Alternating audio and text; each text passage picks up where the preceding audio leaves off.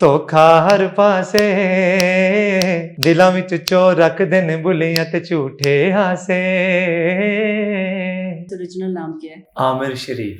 Coke studio में आने का जो आपका एक सफर है वो कैसा रहा और उसमें क्या मुश्किलात थी? काफ़ी तकलीफों में से गुजर कर इम्तिहानात में से गुजर कर जो है वो अल्लाह ने मुझ पर करम किया। आप लोग और सब लोग फैंस जो हैं इसका सुन रहे हैं, प्यार कर रहे हैं, अपना समझ रहे हैं, तो अच्छा फील हो रहा है। गाना आपने खुद लिखा? बेसिकली हम रैपर, तो रैपर खुद लिखते हैं और खुद कंपोज करते हैं। फ्यूचर प्लान्स क्या? काम कर रहे हैं और अल्हम्दुलिल्लाह I am working on my different projects. एक ਉਹ ਟਾਈਮ ਸੀਗਾ ਜਦੋਂ ਮੇਰੇ ਕੋਲ ऑडियो या वीडियो ਦੇ पैसे नहीं से होंगे। जुल्फी साहब के साथ आपका राब्ता कैसे हुआ? जुल्फी सर की ना डीपी के साथ एक वॉइस नोट आया हो, मेरी आंखें आधी जो खुली थी वो पूरी खुल गई। वाइफ को उठा, मैंने कहा बेगम। हिप हॉप में अगर हम बात करें तो जिनकी वजह से मैंने लिखना और गाना शुरू किया वो सिर्फ दुनिया में एक ही हैं। उस्ताद उस्ताद ही होता है, ऑन करना चाहिए इस बात पर। रिस्पेक्ट सबसे पहले है, अदब सबसे जरूरी। कोई इंसिडेंट, कोई वाकया है कोई में आपको कभी मुलाकात हुई हो? नहीं, मुलाकात नहीं हो सकी। बोहेमिया सर जो है ना, उनके साथ कुछ लोगों की पिक्चर्स मैंने फेसबुक पर देखी। अस्सलाम वालेकुम जी, मैं हूँ अरूसा खान और मेरे साथ मौजूद हैं कोक स्टूडियो के उभरते हुए स्टार शाह। अस्सलाम वालेकुम। वालेकुम सलाम। कैसे हैं आप? जी मैम, अल्लाह का शुक्र, आप सुनाएं। अल्हम्दुलिल्लाह ठीक ठाक। स्टार शाह का मतलब क्या है और आपका नाम स्टार शाह क्यों है और किसने रखा? हाँ जी, ये मेरा फेसबुक का नाम था। अच्छा। हाँ जी, सबसे पहले मेरी फेसबुक की आईडी मेरे फ्रेंड ने बनाई थी, ठीक है। आमिर शाह के नाम से। ओके। और उसके बाद फिर पता नहीं, मुझे एग्जैक्टली याद नहीं है कि मैंने कब अपने नाम को स्टार शाह में चेंज कर दिया, और फिर वो ऐसा ऐसा नाम जो है वो लोगों से प्यार पाना शुरू हो गया, लोग मुझे इस नाम से बुलाना शुरू हो गए। तो इसी नाम को रजिस्टर कर लिया? जी हाँ, मैंने नहीं किया, बस ये कुदरती अल्लाह ताला की तरफ से शायद सब कुछ हो रहा था। तो मुझे इस चीज़ का बिल्कुल भी अंदाज़ा नहीं था कि स्टार शाह एक फेसबुक का नाम जो है कल को एक स्टेज नेम में चेंज हो जाएगा और मेरी पहचान बन जाएगा। ठीक है। वैसे माशाल्लाह से ओरिजिनल नाम क्या है? आमिर शरीफ। आमिर शरीफ नाम है। हम आपको स्टार शाह ही बुलाएंगे। कोक स्टूडियो में आने का जो आपका एक सफ़र है वो कैसा रहा और उसमें क्या मुश्किलात थी? कोक स्टूडियो तक आने वाला, पहुंचने वाला जो सफ़र है वो बहुत मुश्किल था। मुझे उसमें इंग्लिश वाला सफ़र करना पड़ा है काफ़ी ज़्यादा। I faced a lot of bad time. मुझे मुश्किलात का सामना करना पड़ा और काफ़ी तकलीफ़ों में से गुजर कर इम्तिहानात में से गुजर कर जो है वो अल्लाह ने मुझ पर करम किया है कि मैं कोक स्टूडियो सीज़न 15 में अपनी शायरी लेके पहुंचा, और आप लोग और सब लोग फैंस जो हैं इसका सुन रहे हैं, प्यार कर रहे हैं, अपना समझ रहे हैं, तो अच्छा फील हो रहा है। कब से कोशिश कर रहे थे कोक स्टूडियो में आने के लिए? नहीं, कोक स्टूडियो में आने के लिए मैंने कभी कोशिश नहीं की, क्योंकि मुझे हमेशा से ये लगता था कि कोक स्टूडियो जो है वो बड़े बड़े आर्टिस्ट लोगों की जगह है। जैसे आबदा परवीन जी, राहत फ़तेह अली खान साहब, जावेद बशीर साहब, बोहेमिया सर, ठीक है, अली अज़मत सर, और फिर जावेद बशीर साहब। यानी कि तो मैं तो कभी भी नहीं सोचा कि मैं कोक स्टूडियो का हिस्सा बनागा। लेकिन ये जुल्फी सर का शुक्रिया कि उन्होंने मुझे इस काबिल समझा कि मुझे भी कोक स्टूडियो में होना चाहिए। ये उनकी मोहब्बत है, इरायत है। कोक स्टूडियो में आने के लिए क्या करना पड़ता है? मेरे ख्याल में आपको मेहनत करनी पड़ती है बहुत ज़्यादा, और आपको नॉन स्टॉप वर्क करना पड़ता है, आपको काम करना पड़ता है रिज़ल्ट्स की परवाह किए बगैर। क्योंकि जब आप जहन में कुछ प्लान बना के चलते हैं तो शायद वो प्लान इतने वर्क नहीं करते जितना आपकी मेहनत और उसके साथ साथ अल्लाह ताला की रहमत जो है वर्क कर रही होती है। तो अभी जिस तरह मैं इस सीज़न में आया हूँ, मुझे इस सीज़न में जो है वो मौका मिला है, तो इस तरह किसी भी यंगस्टर को, आने वाले जो हमारे मुल्क के लड़के और लड़कियाँ जो किसी भी आर्ट से बिलोंग करते हैं, तो अभी पाकिस्तान में कोक स्टूडियो और इस तरह के बहुत सारे बड़े और अच्छे प्लेटफॉर्म्स हैं जहाँ से एक उम्मीद की किरण नज़र आती है। तो बस मेहनत ही मेरे ख्याल में की है, और इसके अलावा कोई ज़रिया नहीं, दूसरा सोर्स नहीं है। अच्छा, मेहनत के साथ हमारे यहाँ रेफरेंस बहुत ज़रूरी कहते हैं कि होता है जी। आपका कोक स्टूडियो में आने के लिए कोई रेफरेंस? वो क्योंकि मेरा शुरू से रेफरेंस वही था, मैंने हमेशा जब भी कुछ लिखा है तो लिखने से पहले उससे मदद मांगी है, लिख लिया तब उससे मदद मांगी है, गाना रिलीज कर दिया तब उससे मदद मांगी है, और दुनिया ने किसी बंदे को कुछ नहीं मांगे। बिकॉज मैंने गाने में भी कहा कि झूठे लोग झूठे ला रहे ने और जिदा दा लगे ला रहे हैं। तो मतलब दुनिया से उम्मीद लगा के आपने क्या करना है, खुद को परेशान ही करना है। तो मेरे ख्याल में जो सबसे मजबूत और सबसे जो स्ट्रॉन्ग रेफरेंस है वो ऊपर से ही है। और अल्लाह का शुक्र है, nobody can claim in this music industry के स्टार शाह मेरी वजह तो गया है।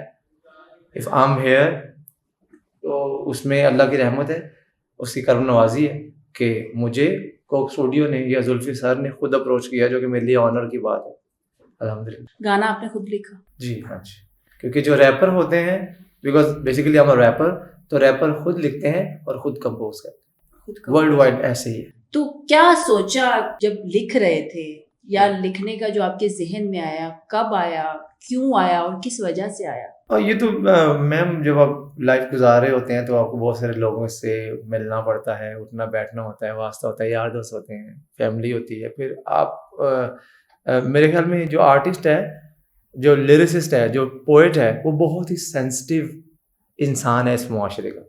उसको कभी कभी छोटी छोटी बात भी चुभ जाती है, और कभी कभी बड़े बड़े पहाड़ जो है वो दिल पे ऐसे लेके चल रहा होता है कि मसला ही कोई नहीं। तो मतलब कुछ फैमिली में चीज़ें कुछ ऑब्जर्व की जो कि नहीं होनी चाहिए थी, और फिर कुछ अपनी लाइफ में इस तरह के लोग आए कि जिनसे वक्त बे वक्त जो है उम्मीदें लगा ली, और वो कहीं ना कहीं पे धोखे दे गए, साथ छोड़ गए, कहीं ना कहीं पे इस्तेमाल कर गए, कहीं ना कहीं पे अपना असल चेहरा दिखा गए। तो शायद यही वजह है कि मैंने जो देखा, जो फील किया, वो अपनी शायरी में बयान कर दी। कोई भी जब नया सिंगर आता है, कोक स्टूडियो की बात कर लेते हैं, या वैसे इस फील्ड में आता है, तो उसको बहुत मेहनत करनी पड़ती है। अगर एक हिट गाना वो दे देता है तो उसके बाद उसको कायम रखना, अपनी शोहरत को, अपने नाम को। ज़्यादा लोग रजिस्टर्ड नहीं कर पाते खुद को। आपके क्या प्लान्स हैं कि आप किस तरह से खुद को रजिस्टर्ड करेंगे? ये अल्लाह ताला की मुझ पे बहुत ज़्यादा करम नवाजी है कि कोक स्टूडियो से पहले ही मैंने बहुत सारे गाने लिखे हुए हैं, और स्टिल आई एम राइटिंग, और कुछ ना कुछ लिखता रहता हूँ।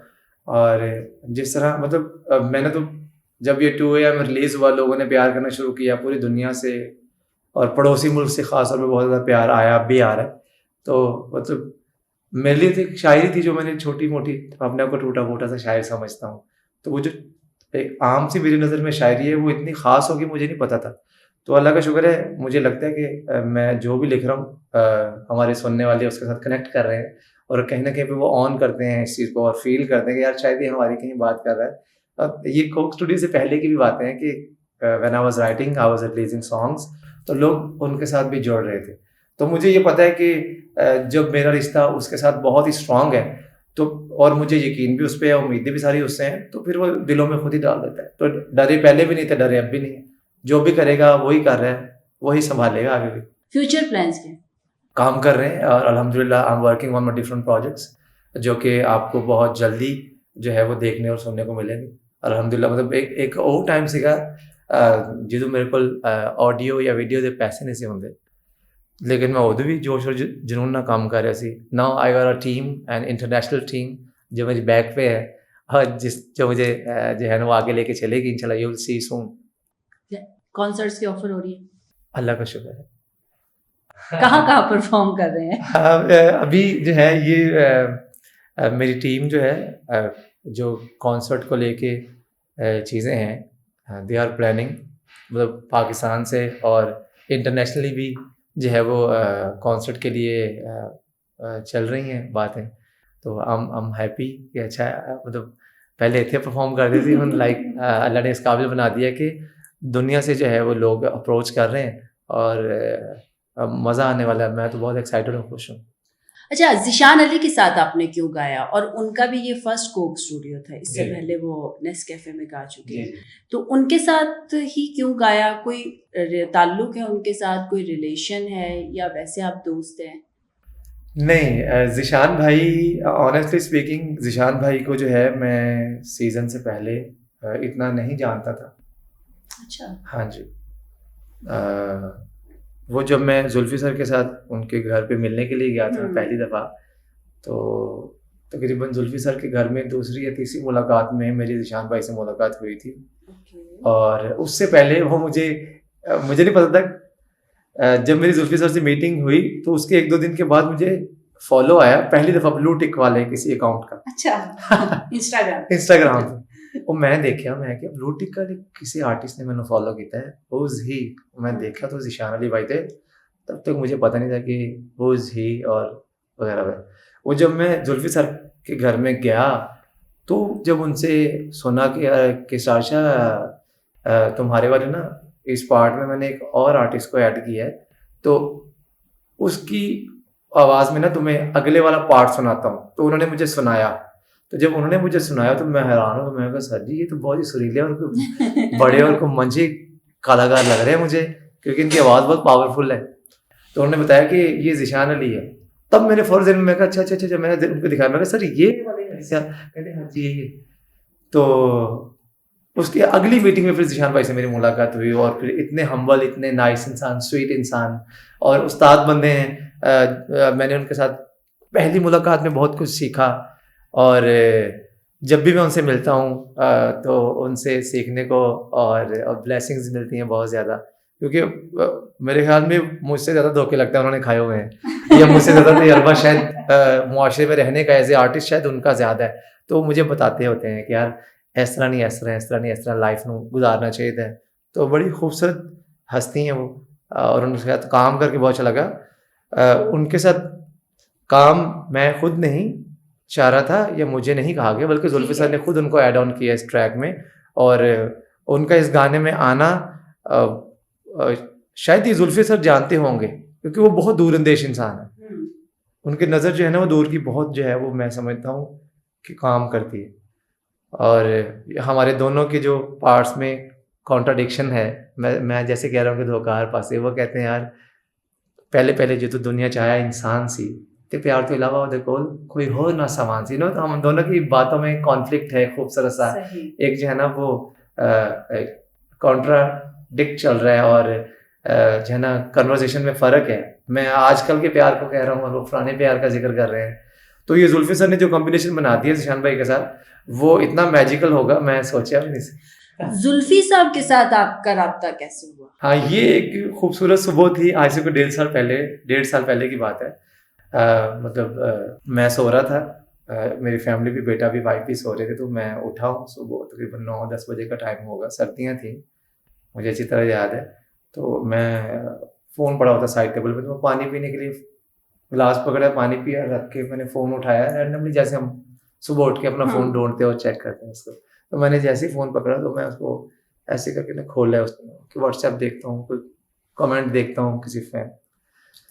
तो मैंने जैसे ही व्हाट्सएप खोला तो उस पर जुल्फी सर की ना डीपी के साथ एक वॉइस नोट आया। हो मेरी आंखें आधी जो खुली थी वो पूरी खुल गई। अच्छा, आपने पहले देखा हुआ था जुल्फी साहब? जी हाँ जी ऑफ कोर्स, कौन नहीं, मतलब उनका फैन था और उनको कॉल बैंड से और ईपी से और फिर जो उनका इंडिया में काम था, पाकिस्तान में था, फिर नेस्कैफे बेसमेंट जो है ना, फिर उनका सुना। और मैं हैरान होता हूँ कि मैंने उसमें ज़ीशान भाई को नहीं सुना था।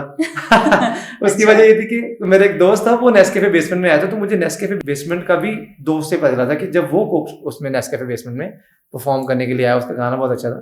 तो बहरहाल तो वो मैंने जुल्फी सर की जब फ़ोन में डीपी देखी तो मैं थोड़ा सा ना ऐसे एक्टिव हुआ, हिल गया। मैंने कहा ये जुल्फी सर दा मैसेज मैनू आया है। मैंने फिर वो ना, आपको तो डीपी छोटी सी होती है ना, मैंने बड़ा करके देखा, मैंने थोड़ा बड़ा करके देखा, वही है। मैंने बड़ा किया तो जुल्फी सर ही थे। तो उसके बाद ना मैंने वाइफ को उठा, मैंने कहा बेगम, वो सो रही थी, बेटा भी। तो मैंने वॉइस नोट भी सुना था? अभी हाले कुछ नहीं सुने। अभी इतने भी खुश हूँ मैं। अच्छा, इनका मैसेज आ गया है, जुल्फी सर की तस्वीर नजर आ रही है, बस आगे की होएगा वो बेहतर जानता है, अल्लाह जानता। तो मैंने वाइफ को उठाया, मैंने कहा बेगम, बेटा सो रहा था, मैं हल्की सी आवाज़ में उनको उठाया, मैंने कहा सहरिशी मैसेज आया जुल्फी सर का। तो वो आधी आंखें खोली हैं, बंद हैं। वो माशाल्लाह उठते हैं 11-12 बजे माँ बेटा दोनों ही। तो मैंने कहा जुल्फी सर हैं? कहते कौन जुल्फी सर? मैंने कहा जुल्फी सर कोक स्टूडियो वाले। और वो आके खोल रही हैं, कौन कोक स्टूडियो वाले? वो म्यूज़िक मेरी फैमिली इतना सुनती नहीं, और मैं अकेला ही जो इस स्पीड में आए। इस तरह चल पड़ा हूँ। तो मैंने उनको रेफरेंस दिया कि उस उड़ी गाना नहीं सुना था हमने पिछले सीजन में हिट किया था, वो वाले जिन्होंने प्रोड्यूस किया था, ओह अच्छा वो थोड़ी एक्टिव होगी ना, थोड़ी उन्होंने भी वो एक्टिव हुई, थोड़ा होश में आई। मैंने कहा देख, तो फिर मैंने ऐसे लाउड करके ना सुना, उन्होंने भी सुना। तो जब उनकी आवाज, पहला जुमला, पहला वर्ड मेरे कान में पड़ा, मैं कही तो जुल्फी सर ही है। मुझे तब तक यही लग रहा था मेरे शायद कोई दोस्त यार मेरा मजाक ना उड़ा रहा हो, आपको पता है फ्रेंड्स होते हैं ऐसे। तो वो फिर जब मैंने उनका वॉइस नोट ओपन किया तो मैं अब वॉइस नोट सुन रहा हूँ और साथ साथ कांपी जा रहा हूँ कि ये तो वाकई जुल्फी सर है भाई। और उनकी आवाज़ हमेशा मेरे कानों में गूंजती रहेगी, उनके अल्फाज कि उनका मैसेज ऐसे था कि हे स्टारशा, मुझे आपका असली नाम तो नहीं पता, लेकिन मैं आपको इसी नाम से जानता हूँ। मैंने आपका कुछ काम देखा है और आप कुछ लेयर रख के नहीं गाते, आप रियल हैं, ऑनेस्ट हैं और मुझे ऑनेस्ट लोग पसंद हैं। तो क्या हम मिल सकते हैं? वो जब मैंने ये वॉइस नोट सुना, मैंने अल्लाह का शुक्र अदा किया बहुत ज़्यादा कि मालिक तेरा शुक्र है कि मैं जो अपने घर पे अपने स्टूडेंट्स के फ़ोन लेके वीडियोस बना बना के अपलोड करता था, अच्छा यानी कि मेरा काम जो है वहाँ तक चला गया, मतलब वो मेरा नाम अब जानते हैं, मेरे लिए ये काफ़ी है। क्योंकि उस वॉइस नोट में ये आपने सुना है कि कुछ भी ऐसा नहीं था कि आप कोक स्टूडियो में परफॉर्म करने जा रहे हैं। तो वो लम्हे ही मेरे लिए बड़े खूबसूरत थे।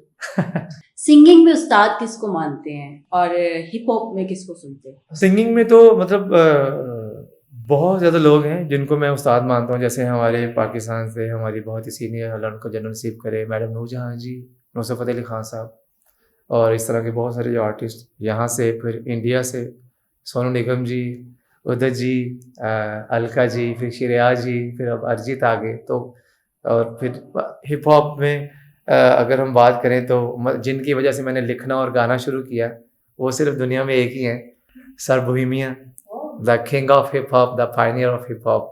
मतलब वो उस्ताद हैं, वो सबके उस्ताद हैं। अगर दुनिया में कोई भी आर्टिस्ट ये कहता है कि मैं इनसे ऊपर हूँ या मैं इनके टक्कर का हूँ, तो वो बंदा फ़ौरन रिस्पेक्ट गवा देता है मेरी नज़र में। उसको शायद फ़र्क ना पड़े, लेकिन मुझे जहाँ तक पता है वो ये है कि उस्ताद उस्ताद ही होता है। ऑन करना चाहिए इस बात पर, रिस्पेक्ट सबसे पहले है, अदब सबसे ज़रूरी। अच्छा, तो आप बोहेमिया को सुनते हैं, तो कोई इंसिडेंट, कोई वाकया है बोहेमिया को, कभी मुलाकात हुई हो? नहीं, मुलाकात नहीं हो सकी। 2013 में सर बोहेमिया लाहौर आए थे परफॉर्म करने के लिए, तो मुलाकात नहीं हो सकी थी।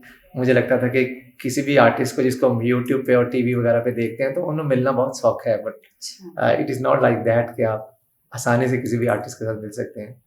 हाँ, लेकिन ऐसा ज़रूर था कि अपना बोहेमिया सर जो है ना, उनके साथ कुछ लोगों की पिक्चर्स मैंने फेसबुक पर देखी थे भाई, यूएई से। अच्छा। मैंने उनके साथ ना सर बोहेमिया की पिक्चर देखी और मैं उनका बड़ा क्रेजी फ़ैन था कि मैं उनसे मिलना चाहता था और मैं उनसे मिल नहीं सका जब वो लाहौर आए। तो मैंने ना फेसबुक पे उनको रिक्वेस्ट भेजी और मुझे लगा कि ये मुझे उनसे मिलवा देंगे, यार चलो गाली ही करा देंगे या हेलो ही हो जाएगी, तो मेरे रास्ते काफ़ी उनसे मेरी जो है ना फेसबुक पर बात शुरू होगी और मैं उनको कहता था कि मैं उनका बड़ा फ़ैन हूँ। तो मैंने आपके साथ उनकी पिक्चर देखी, उनकी डीपी भी ना उनके साथ ही लगी थी सर बोहेमिया के साथ। तो मैं उनको देख के बड़ा खुश होता था कि यार ये सर बोहेमिया के जानने वाले हैं या तो यार ये मुझे लाजमी उनसे मिलवा दें।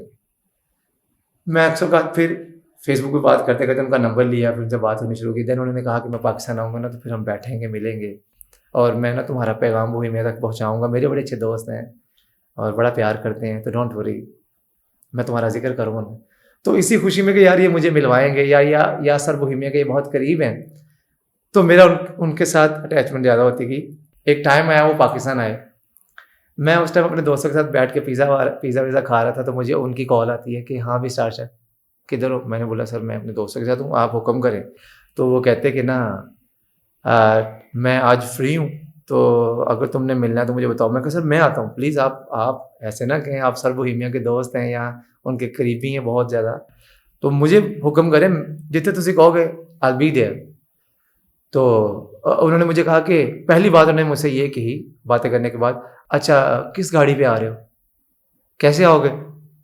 तो मैं उन्होंने हंस के गया, मैं कहा सर मेरे को बाइक है, मैं ਤੁਹਾਨੂੰ बाइक पे घुमावांगा लाहौर ਤੇ ਤੁਹਾਨੂੰ पान खवाऊंगा DHA ਵਿੱਚੋਂ। तो मुझे ये था कि जाहिर सी बात है कि मैं जो हूँ, मैं तो कभी फेकनेस की ही नहीं, आई एम रियल, ये दुनिया जानती है, लोगों को पता है। कभी दिखावा नहीं किया, जो हूँ, जो अगर किसी को पसंद आता हूँ मैं तो ठीक है, नहीं तो ये उसका मसला है, अपना मसला भी नहीं है। तो जब जैसे मैंने उनको कहा ना मैम मैं बाइक पे हूँ, तब तक मैंने अपने दोस्तों को छोड़कर मैं उनको कहा, भाई भाई मैं जा रहा हूँ यार, मैंने उनसे मिलना है। तो सर वही मेरे दोस्त आ चुके हैं, तो मैंने उनसे मिला। अब जैसे ही मैंने उनको फ़ोन पे कहा ना कि बाइक है मेरे पास और तो मैं आ रहा हूँ सर, तो उनके लहजे में ना मैंने देखा कि ना चेंज आएगा थोड़ा सा। अच्छा तुम्हारे पास बाइक है, चलो ठीक है आ जाओ। तो मैं वहाँ से चला, तकरीबन 45 मिनट की मैंने बाइक भगाई और भगा के नहर के ऊपर जो मुगलपुरा जो शालीमार की तरफ रोड जाता है, शेल के पंप पे खड़ा हूँ और मैं उन साहब को बहुत ही वेट, यानी कि आधा पौना घंटा वहाँ वेट किया उनका कि चलो अब आते हैं अब आते हैं। फिर मैंने उनको फ़ोन किया, फ़ोन नहीं उठा रहे, घंटा गुजर गया है, फिर फ़ोन कर रहा हूँ, मैं कि शायद आ रहे होंगे रास्ते में, वो ट्रैफिक है लाहौर है, तो फ़ोन नहीं उठा रहे, को 1.5 घंटा गुजर गया। फिर मैंने उनको मैसेज किया, मैंने कहा सर आप कहाँ हैं? सर मैं इधर नहर पे खड़ा हूँ, जहाँ आपने लोकेशन दी थी बताई थी, मैं उत्थे खड़ा हूँ।